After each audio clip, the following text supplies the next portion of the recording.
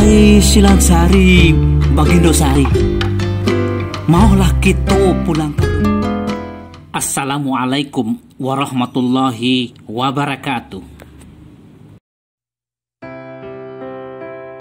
Selamat datang di Didi TV, sebuah kanal pribadi yang mengajak kita semua memahami tentang diri kita sebagai makhluk ciptaan Tuhan yang paling sempurna.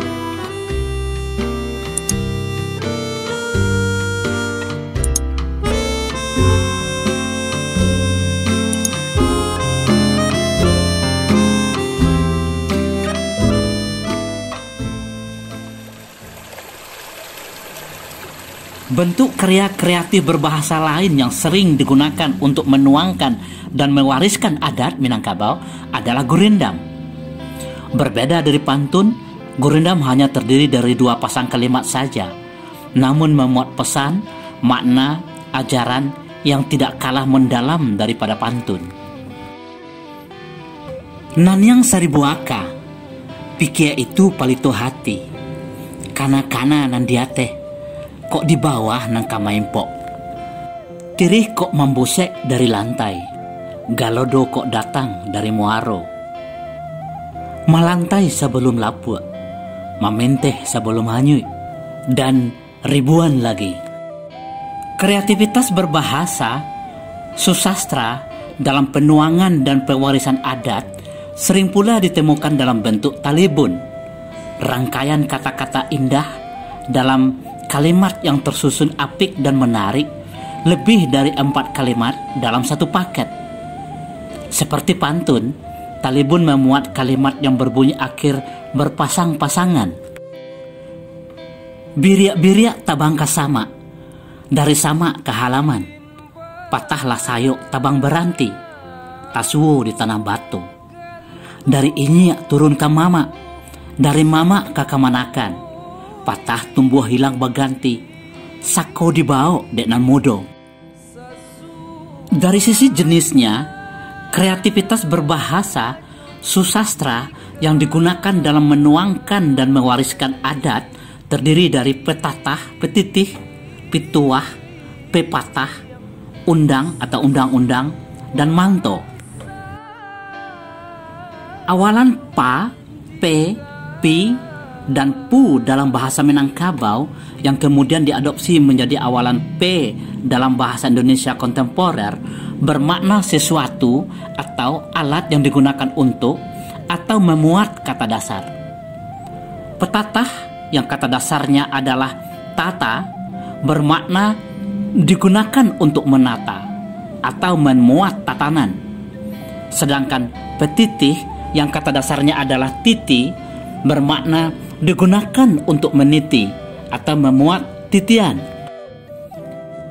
Yang menarik adalah pepatah yang selama ini sudah terlanjur dipahami sama dengan petatah dan petitih. Pepatah yang kata dasarnya adalah patah digunakan untuk mematahkan, membantah pernyataan atau argumen seseorang dalam berdebat atau berargumentasi. Untuk menghindari konflik emosional, nenek moyang kita menggunakan bahasa kreatif, indah, dan menarik, dan bermuatan makna konotatif, tasire, untuk mematahkan, membantah pernyataan atau argumen seseorang dalam berdebat. Bahasa kreatif juga digunakan dalam menuangkan dan mewariskan aturan sosial, undang-undang. Berbeda dari undang-undang positif negara yang dikenal pada hari ini, bahasa yang digunakan dalam menuangkan dan mewariskan undang-undang adat Minangkabau memiliki ciri khas, lugas dalam bentuk frasa berpasangan dengan kosakata singkat dan terseleksi, bukan kalimat-kalimat panjang. Tikam bunuh padang berdarah, upeh racun batabuang saya, samun saka tagak dibate, sia baka sebatang suluh, maliang curi taluang dindiang, dago dagi membari malu, kicuh kicang budi merangka, sumbang salah laku perangai, basuriah bak sipasin, bajajak bak bakia, anggang lalu atah jatuh, kecondong mato orang banyak, bajalan bagageh-gageh, bajua bamurah-murah, dibawa ribui, dibawa angin, dibawa pike, dibawa langau. Menariknya, kebudayaan Minangkabau dan kebudayaan Nusantara lainnya menggunakan bahasa kreatif yang dianggap memiliki kekuatan spiritual untuk mengubah atau mendapatkan sesuatu yang dikenal sebagai manto atau mantra. Manto pada dasarnya adalah doa untuk meminta kepada yang satu, aso, esa, namun masih mengikuti cara yang dilakukan oleh nenek moyang sebelum dakwah Islam. Hai Silansari, Baginda Sari, Silansari, Sari Bagandun, engkau banamo, banyak banamo, Silansari, kakutuai. Orang kinari pai barame, orang singkara pai mandulang. Silansariku, janganlah cameh, kau kutuai, ku bawa pulang. Hai Silansari, Bagindo Sari, maulah kita pulang ke rumah. Basarato jo rajo engkau. Ini adalah sebuah contoh manto yang pernah digunakan pada saat hendak menuai padi. Hari ini, seiring perkembangan kemampuan berpikir, akal, dan berzikir, iman umat manusia, manto hampir tidak digunakan lagi. Saudara, apakah mungkin karya kreatif berbahasa modern, seumpama roman, novel, cerpen, puisi, teater, dapat digunakan untuk menyampaikan, menuangkan, dan mewariskan nilai-nilai adat?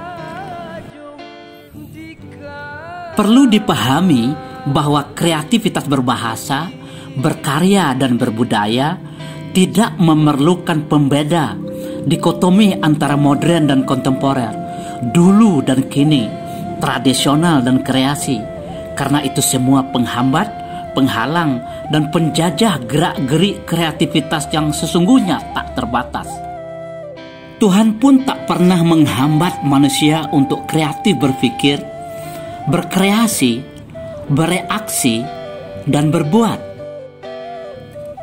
Jelajahilah olehmu langit dan angkasa raya untuk memahami Tuhanmu dalam hakikat.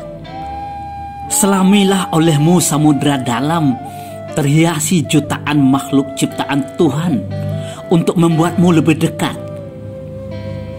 Tembuslah olehmu bumi ini sampai titik didih panas magma yang hanya setetes panas neraka akhirat. Seorang sastrawan, pujangga, dan penulis kreatif mesti melepaskan diri dari ikat-ikatan, sekat-sekatan yang menghambat kreativitas anugerah Tuhan yang maha kuasa di atas segalanya. Tak seorang pun dan tak satu pun yang boleh dan mampu merintangi engkau merasa, berkarsa, berkarya, bercita, dan bercinta.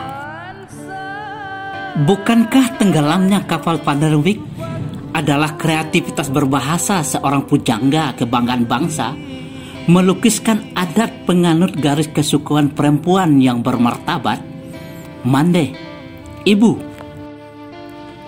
Bukankah Samsul Bahri dan Siti Nurbaya adalah sebuah hasil kreativitas berbahasa yang memamerkan korban cinta perilaku malpraktek adat?